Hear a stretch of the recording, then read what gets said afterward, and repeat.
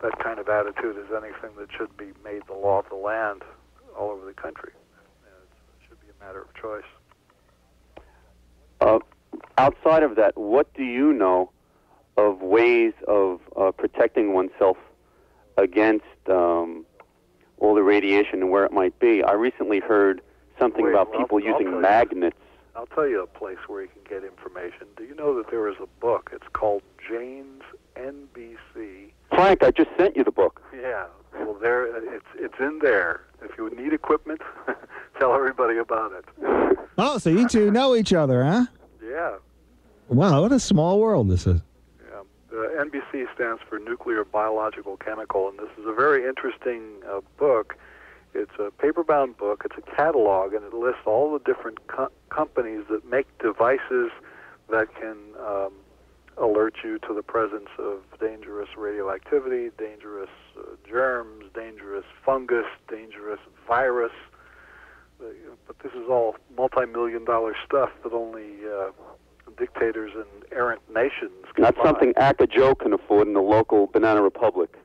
Yeah, but I mean, I was amazed at what I saw in that book. I mean, the list of all of the toxins that are currently being used for biological warfare, it's unbelievable. People should know that this thing exists, and it's published, I guess, on an annual basis. This is where governments order their goodies from. That's scary stuff. Definitely. Yeah, man. Listen, anything else you want to bring up, Gary? John Nelson from the Meridian Arts Ensemble would like to say hi. Oh, is he there with you?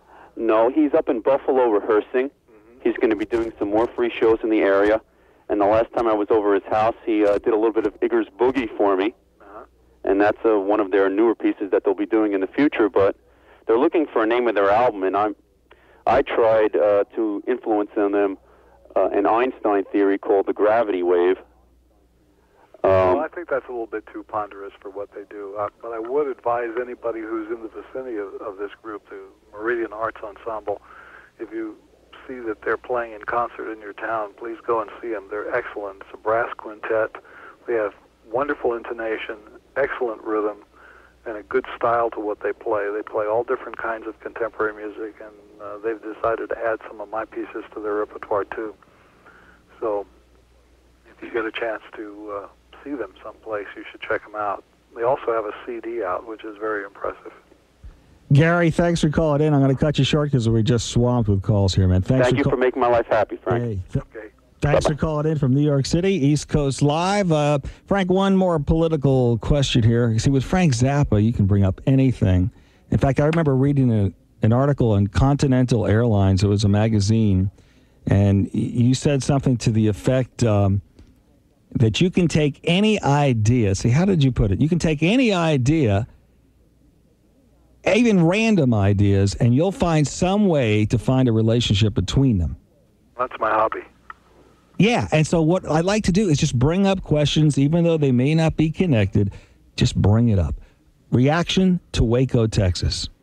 Well, I think that, first of all, it does qualify as a tragedy on a lot of different levels, not just the fact that so many people died there, but the fact that a lunatic like that could set up shop in that community and build this little empire and create a situation that would eventually lead to that disaster.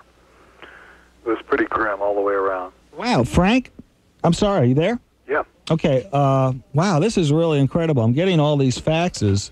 We didn't even give out the fax number. But one of the faxes, can't make the show tonight. Regards to Frank, the best, from Jay Leno. Called in. He's probably trying to call. Let's give out the fax number. What is the fax number right here? Okay, the fax number, if you want to fax us, 1-704-570-1-FOX. Try it again. 1-704-570-1-FOX. Now, we got a fax here in Japanese I can't read, and we'll just move along here. Anyway, did you finish your point?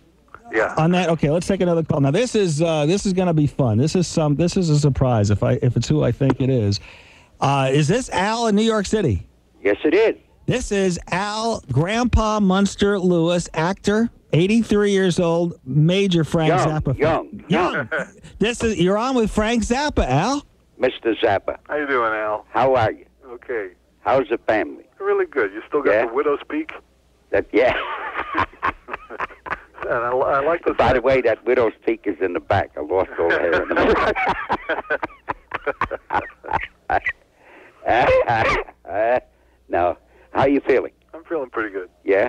That's good. Obviously, you're feeling better than me. You know, you're 83 years young. That's it. That's the name of the game. 3 years ago, we had a special show all set up, and that's right. Al Lewis was going to be on the show, and this is when you just first got sick there, Frank, so we were never able to do it. So I told Al you were going to be on tonight. He said, man, I'm ready to talk to Frank. Yeah, it's great that you two. I imagine you remember Car 54? You remember that show? Yeah.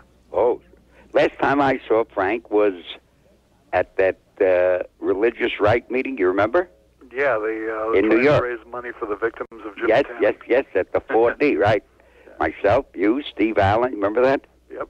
That's the last time I saw you. That must be, 4 or 5 years ago. Yeah, well, I'm not doing that much traveling anymore. Yeah. I'm staying at home. So what's life like in New York City now? It's still here. Yeah. Yeah. I mean, it's. Is it grim? Well, I don't know.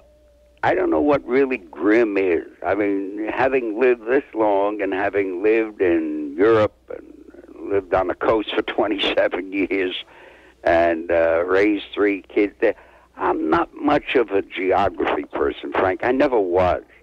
I've traveled Asia and South America. I'm a people person, so it's not really grim for me. Really, well, it really isn't. When I lived there in '67, I really loved it. Yeah. And, no, I don't find any place. I mean, as long as I've said this for, good Lord, 60 years. Somebody said to me, Al, you're booked for 5 years and you're going to Nome, Alaska.